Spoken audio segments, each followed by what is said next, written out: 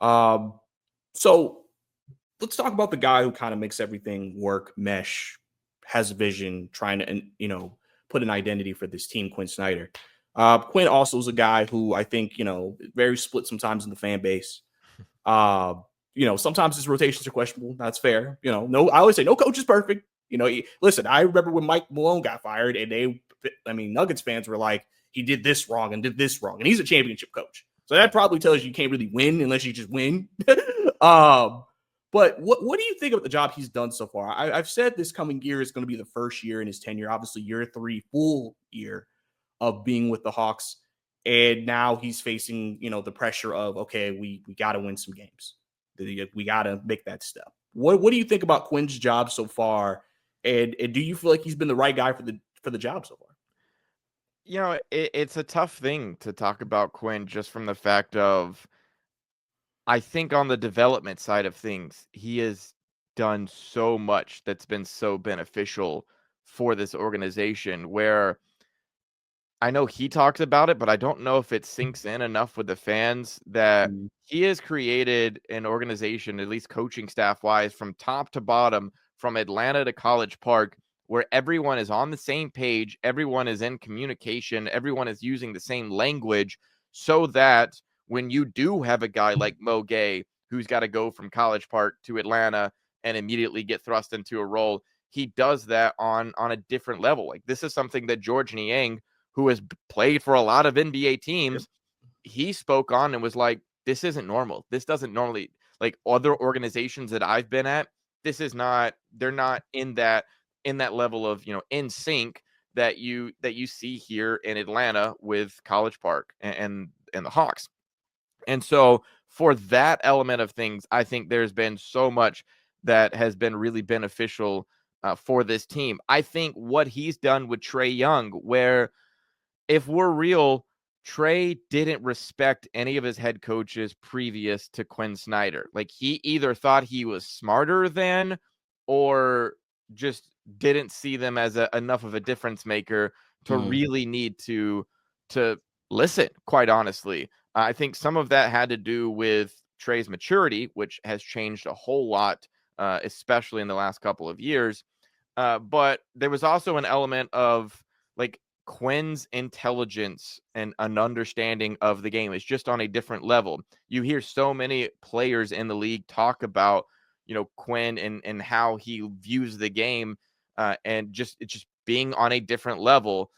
So much so that I think sometimes as media, when we're talking to him, mm, he gets a little bit frustrated in the, like, um, I don't want to talk so surface level about things. Like, I want to get into the nitty gritty of the game. And sometimes we're like, hey, coach, we're trying to take the nitty gritty and fuse it in a way that it is, that you can digest it as the casual fan, because not everybody out here is trying to learn, a box in one and different things like that. And so, like, I think he has been so beneficial for this team.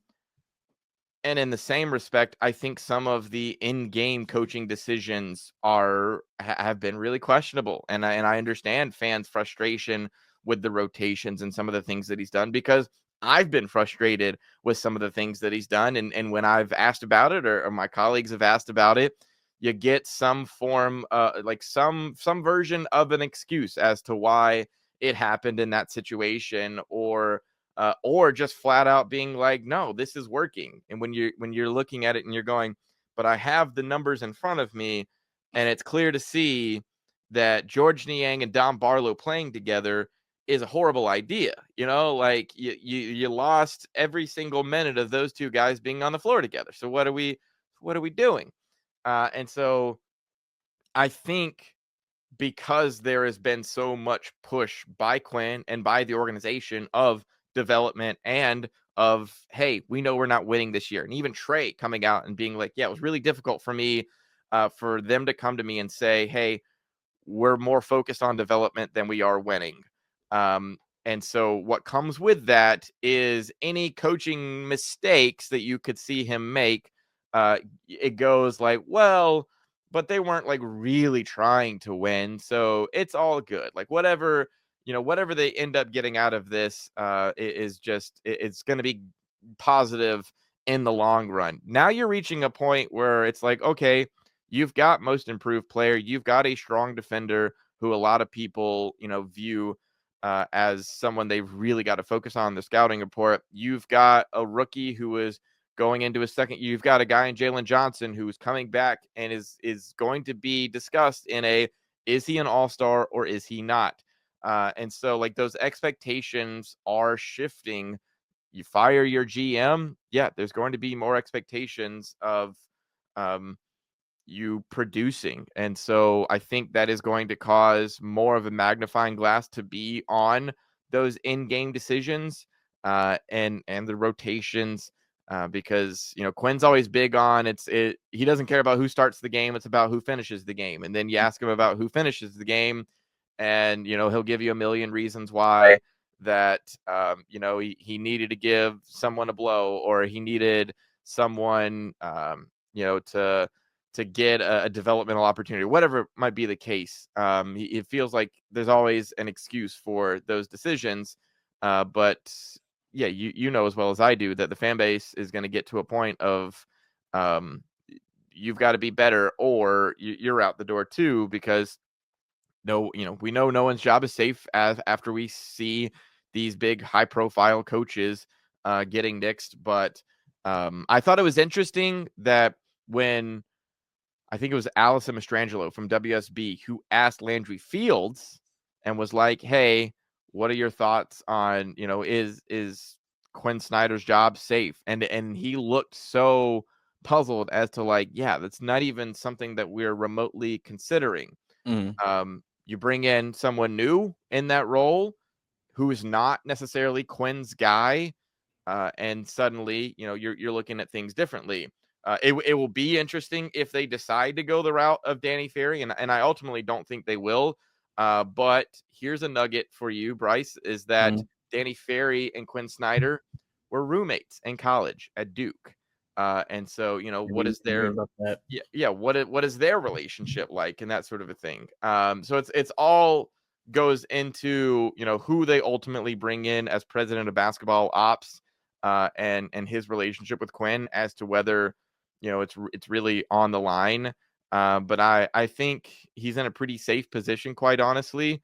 I just hope that we're not back here a year from now and talking about in-game decisions that really cost the Hawks, making a more emphatic run.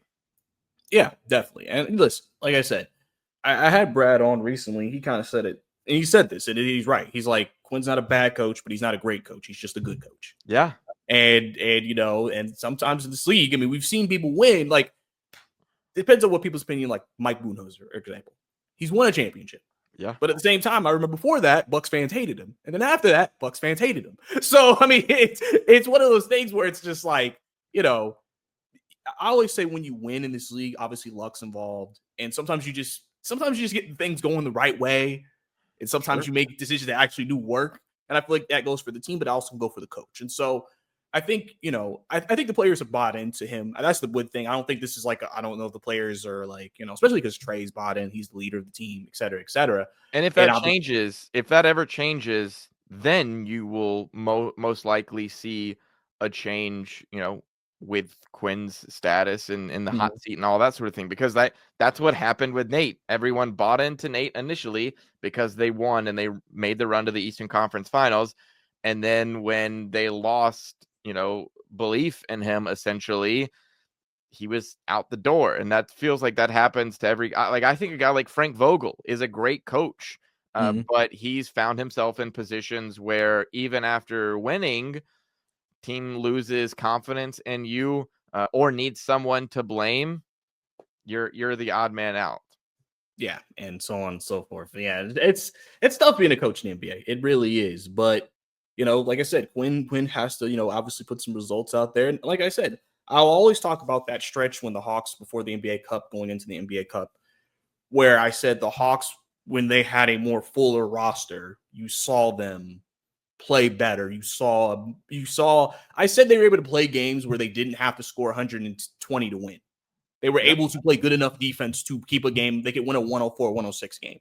Where after the trade deadline, that changed. They had to score to win because they just didn't have the defense forces to kind of hold teams down.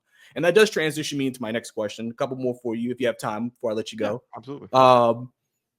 Obviously, the trade deadline acquisitions. Karis LeVert, George Niang, Terrence Mann. I think out of all three, I think fans prefer LeVert. They would understand LeVert staying in the rotation, being a main piece, just because he can create his own shot, which the Hawks need.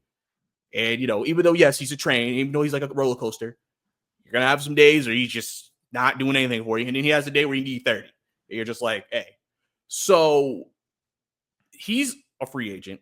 Yang has a year left, and I think Mann still has 2 or 3 years left on his contract, which I think his is the hardest to get off of. His extension will start this upcoming season. Yeah. So looking at that, do you see all three of them being back next year? And do you see them being back in prominent roles? I floated out there if they did want to move a person, if they officially get the Kings pick and they don't get a top 4 when the lottery happens, I said maybe you could use that Lakers pick and attach it to maybe one of the guys and see if maybe a team will take it. But what do you think about those three and their roles going into next year? Because they basically had a bigger role than where they came from for the Hawks. And that ideally, that's probably not ideal for the Hawks. Yeah, I think it's tough because, as you mentioned there, out of the three of those guys, the one that Hawks fans will want to come back the most is Karis LeVert. And in my opinion, I think he's the least likely to return, just simply for the fact of he's a free agent and he's going to go out there and I'm sure look at fit, but also look at who's going to be able to pay me. And are the Hawks really going to be able to be competitive in paying him something that they feel comfortable with that keeps him around? Because I think that would be something in the neighborhood of a 2-year deal. Whereas I'm sure he's pushing, wanting, let me go get a 4-year deal somewhere that is making either an increase in his salary or staying somewhere in the same ballpark number. I think that's going to be really tough for the Hawks to pull off. It would also, they would have to decide if they're bringing back Karis LeVert. I think that would point towards Kobe Buffkin's time in Atlanta being over, which I can't say I would necessarily be against, but at the same time, he's someone that you drafted and that you really haven't been able to see yet. And we understand why, because of the injuries, which is why I would lean towards, maybe you need a fresh start somewhere else. But I understand the Hawks, if that was someone that they were really interested in and, wanted to draft, clearly they value him. And so maybe they want to see that play out. This also plays into, getting into the salary cap and the luxury tax and the aprons, where Kobe Buffington is going to be a much cheaper option, at least right now, than a guy like Karis LeVert would be.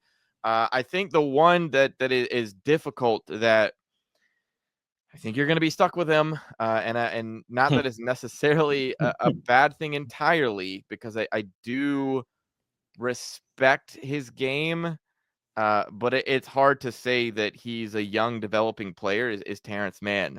I think he's one that I would not have made that trade. I think you found yourself in a position where, if we're all adults about the situation, Bogey Bogdanovic reached a point of like, hey, it's not working here. I need to go somewhere.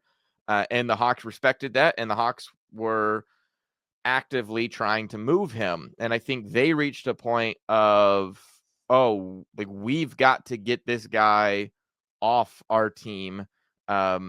Just in his best interest and our best interest, because I think they weren't sure about whether his shot was really going to return, what the injury status stuff was going to be. And so you see a guy like Terrence Mann, where you go, okay, he really hasn't gotten that full opportunity in LA. He does have this big contract that's coming with him. And so maybe this is another time that we can kind of steal a developmental piece and bring him in.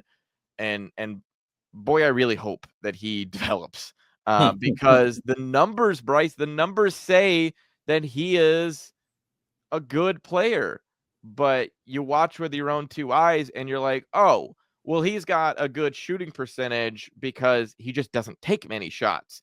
And then people talk about his defense, but if you really start getting into his defensive numbers, they aren't that great. It's more of his offensive game is what's more impressive. But when you watch him, you're like, well, he doesn't get involved in the offense enough. He's way too passive, and his defense is really where you want to play him. So with all of that said, it's like that's such a difficult thing, to have in a player that is about to be owed a good sum of money, and like who's just going to take that? Like, are you able to package your Lakers pick and Terrence Mann and go get something that better suits you, or at least just gets you off of the contract? I would be interested to see if that's something that happens.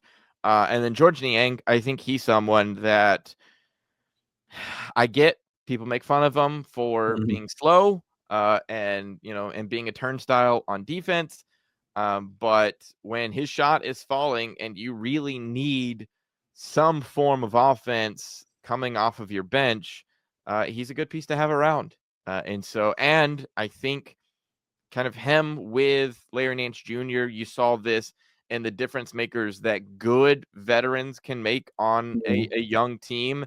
I think the Hawks have had veterans in the past, but whether or not they were really beneficial to the team, I don't think you had seen it to the same level that you saw with Larry Nance Jr. being there for the early part of the season, and then Karis LeVert and George Niang making a bigger impact towards the end of the season, where where you saw Larry being more of a coach instead of that on the court kind of presence that was able to talk to guys candidly and had enough experience in the game that he could help with situations that were going on. So yeah, that's why I'm glad I'm not having to make any of these decisions. And I'm very curious to see how this all plays out for them this offseason. Just because if you do end up drafting two players, you take both guys in the first round with your picks, then that creates a new set of questions as to how you're putting together your roster, because you've given out some full contracts to guys that now you probably would like them to be in the G League. And you'd be drafting guys in the first round this time that, well, you would need them to necessarily be an impact player. But do you end up with them being your G League players? So it's a lot of questions that'll be created based on what the Hawks do in the draft, and obviously the care situation, and on and on and on and on. So it's certainly going to be interesting. Yeah, definitely. It's funny when you talk about Terrence Mann, because I've said, like, I know there are games where it's like when another team makes a run, he's on the floor. And I think a lot of people think about that and think, man. Yeah. But at the same time, there have been times where I guess you said Hawks make fake comebacks, and he's also on the floor for that. Because the way they play kind of suits him a little bit. He can cut, shoot around the rim. He seems like he has a good corner three. So, like, there's stuff they can work with. It's just the inconsistency of the play and how it impacts the team. Like you saw even in the Heat game, started overtime, and I think the majority of the fourth, they had him on the floor, and it helped. But at the same time, I think the first half when he was on the floor, that's when the Heat made a run. Yeah. So he's a very tough player to kind of evaluate. And I think people are just like, again, I think it's the same thing with all those players. What is their role? What do you need from him? If you're relying on him to, like, we have to get production from Terrence Mann to win games, maybe not ideal. If you're saying, hey, we just need you to do this to help with the overall thing we're trying to do, I think that works. It's the same thing I said about George Niang. Like in Cleveland, they said just hit threes and we're good. In the Hawks, you said, okay, we need you to put the ball in the basket outside of hitting threes because they need shooting. So I think it's an interesting situation, and if they can get Karis back, obviously I think that would be good. Or else you're looking for a scorer this offseason to come off the bench, and I think that's something that I don't know if you want to trust a rookie to try to give you. I mean, unless you just happen to get one of those guys. So, and you mentioned Kobe Buffkin. I know he's been a very big topic of discussion for a lot of people. I've said that I don't think the Hawks, even though Dyson can be the backup point guard, I'm assuming that that's not what they're trying to do next year, like intentionally. That's like we know he can if we need it. I think a popular name I've heard is Titus Jones. I think it's Titus Jones from Phoenix. Yeah. as a popular name because they had interest in him last year. Seems like from interviews after the Suns season, he's going to be a free agent again, maybe. What are you looking at with that position right now? I think it's such a different position because Trey's going to play 35-ish, 36, 37-ish minutes. So the backup point guard legitimately is not going to be playing 20 minutes a game unless they can be a combo guard. So what exactly do you think the Hawks do at that position this offseason? I mean, isn't that like the $1 million question right now? Because it feels like there are so many different directions that they can go.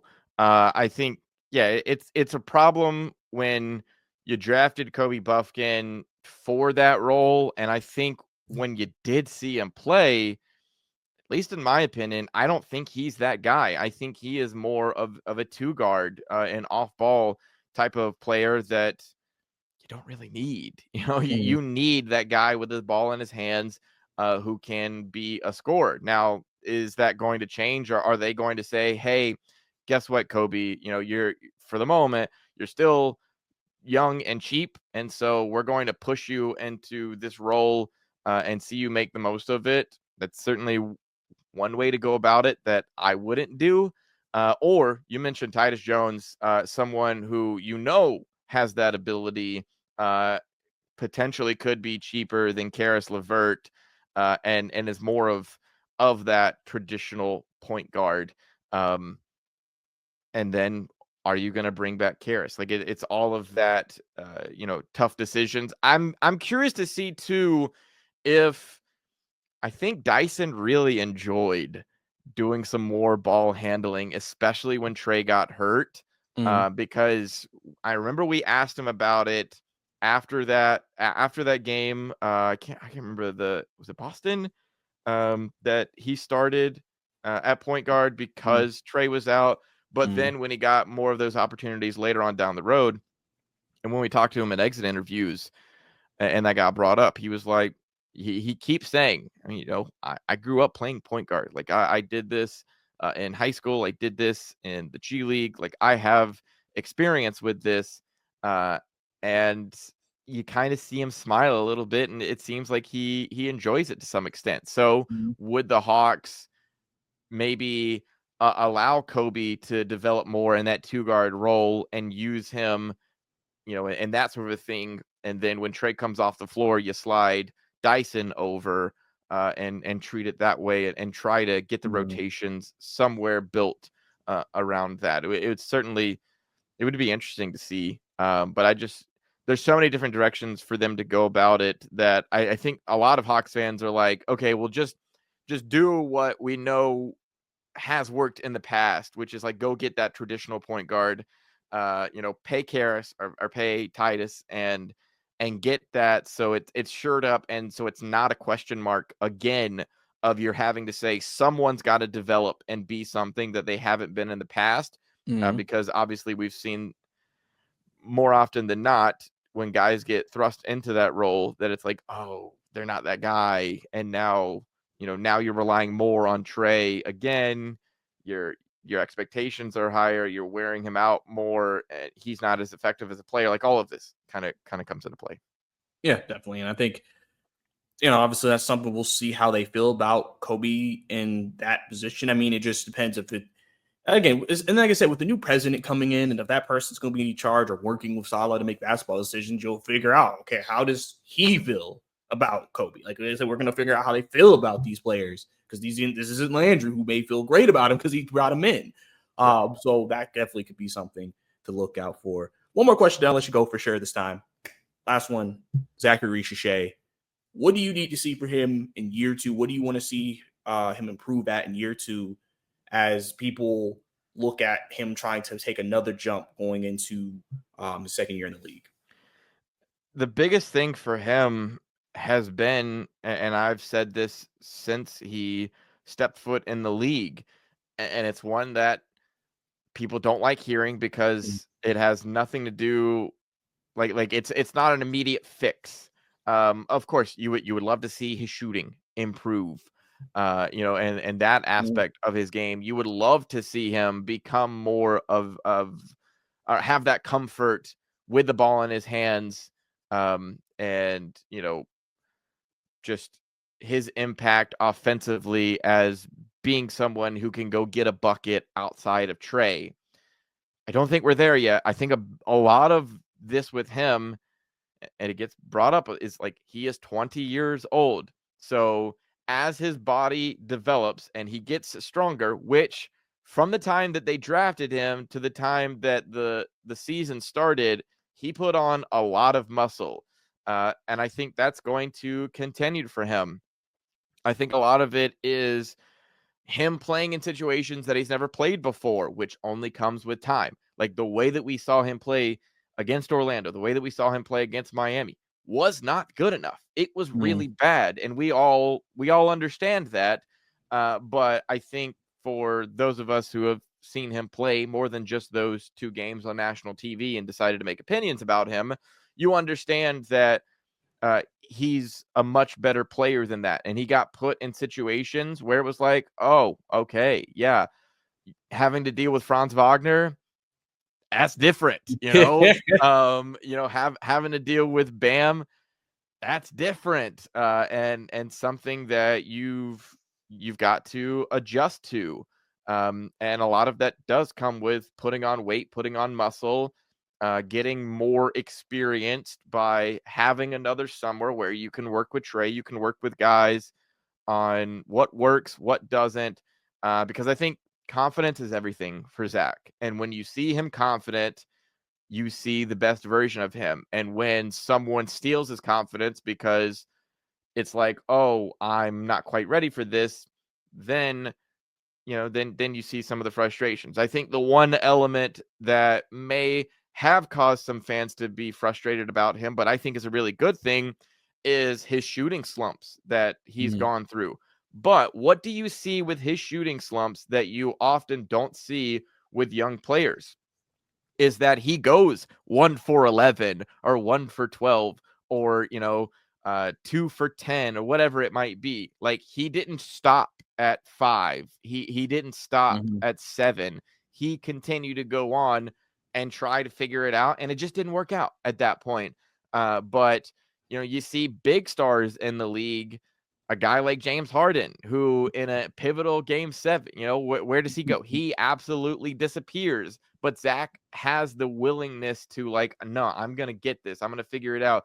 And sometimes you go, oh, okay, it never worked that night. So get back in the gym, get your shot going, and figure it out. But it's you see the positive elements, and that's like I've talked about him, and I haven't mentioned his defense, which I think was far better than people would love to give him credit for. People paid attention to. I was talking to some friends recently because I was mad about Stephon Castle just being the walk away, rookie of the year. It wasn't even a close competition between those two.